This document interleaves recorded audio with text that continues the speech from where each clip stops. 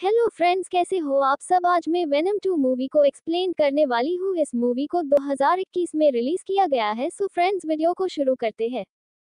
Friends, movie शुरू होती है और हम एक बड़े से घर को देखते हैं। आगे हम एक लड़के और एक लड़की को भी देखते हैं जो एक दूसरे को पसंद करते हैं। लड़की रोते हुए बोलती है कि मेरी शक्तियाँ बढ़ रही है और मुझे डर लग रहा है और हम दोनों को अलग करने वाले हैं। लड़का बोलता है कि वो ऐसा नहीं कर सकते।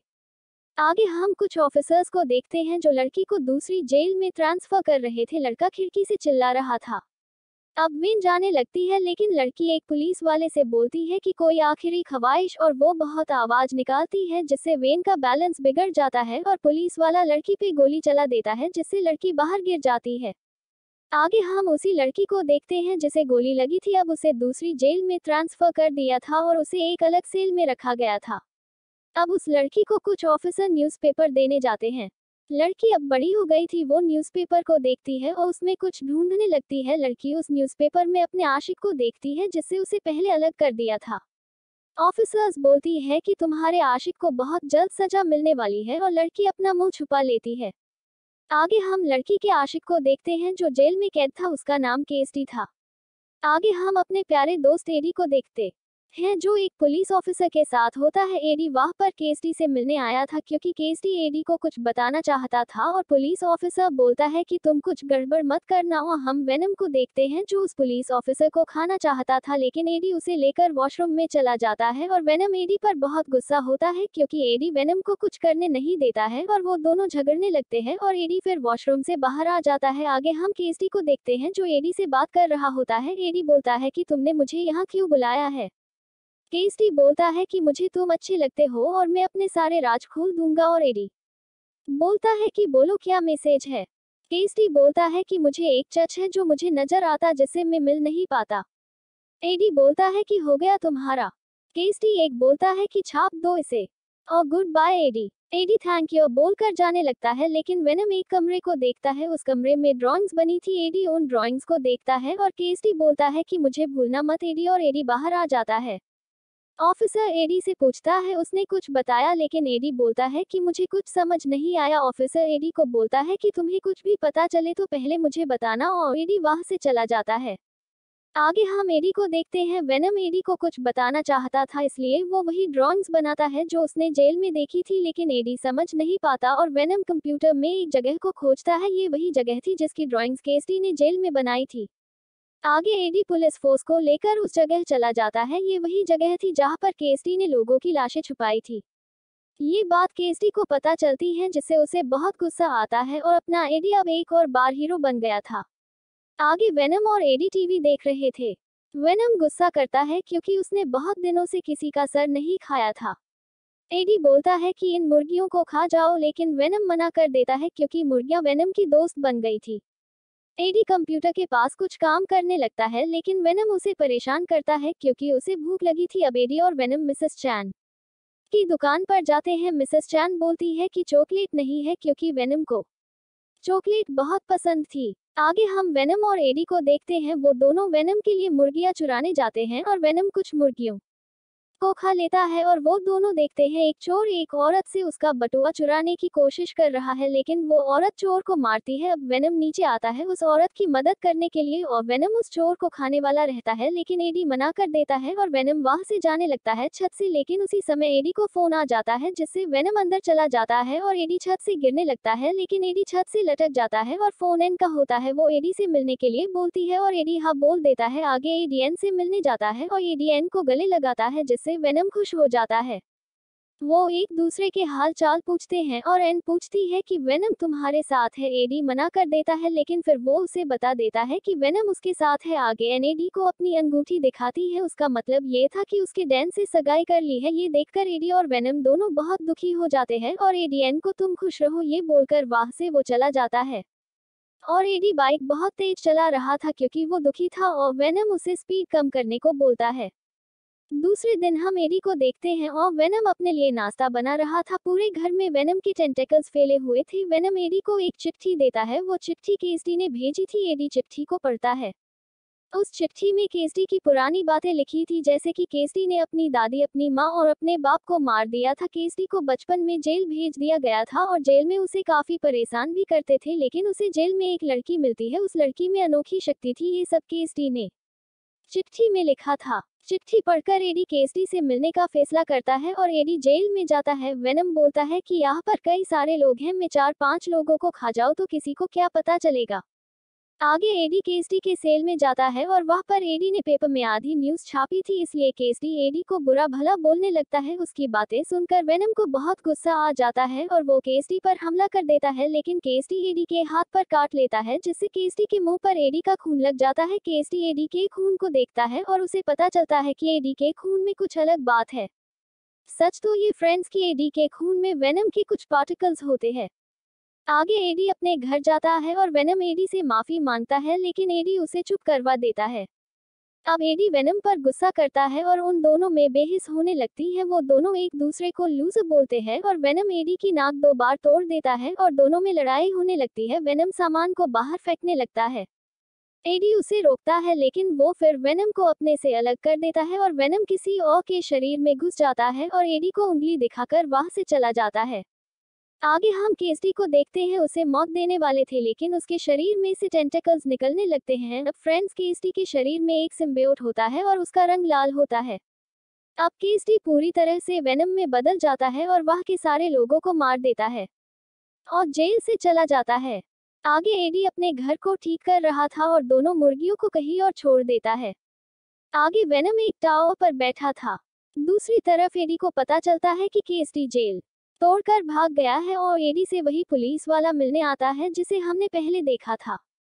पुलिस वाला एडी को सावधान रहने को बोलता है, क्योंकि केसरी एडी को मारने जरूर आएगा। आगे एडी ड्राइंग्स को समझने लगता है और वेनम एक बार में जाता है जहां पर सारे लोगों ने अलग कॉस्ट्यूम पहनी थी। वेनम को बार में देखकर सब उसकी तारीफ करने लगते हैं, क्योंकि सबको लगता है कि वो एक कॉस्ट्यूम पहना है। वेनम भी बहुत खुश हो जाता है बार में जाकर। दूसरी ओर केसरी ने किसी को मारकर उसके कपड़े पहन लिए थे और एक गाड़ी भी चुराता है। केसरी बहुत तेजी से कहीं जा रहा था। सिम्बियोट केसरी से बोलता है कि हमें उसे मारना होगा, जिसने मुझे बनाया है वो इंसान और कोई नहीं बल्कि एडी रहता है। आगे वेनम बार में बहुत मजे कर रहा था और वेनम बार में एक भाषण भी देता है। आगे एडी एक जगह जाता है, वह उसे एक पेड़ को देखता है जिसपे कुछ लिखा था। एडी पुलिस वाले को फोन करता है और उसे पता चल जाता है कि वो क्या लिखा है, और हमें ये भी पता चलता है कि पुलिस वाला वही आदमी होता है जिसने केसरी की दोस्त को गोली मारी थी। आगे केसरी एक दुकान में जाता है और दुकान के आदमी को लाते मारता है, जिससे वो मर जाता है। केसरी लैपटॉप में कुछ पता करता है और एक जगह के बारे में पता चलता है। ये वही जगह थी जहाँ पर उसकी दोस्त को रखा गया था।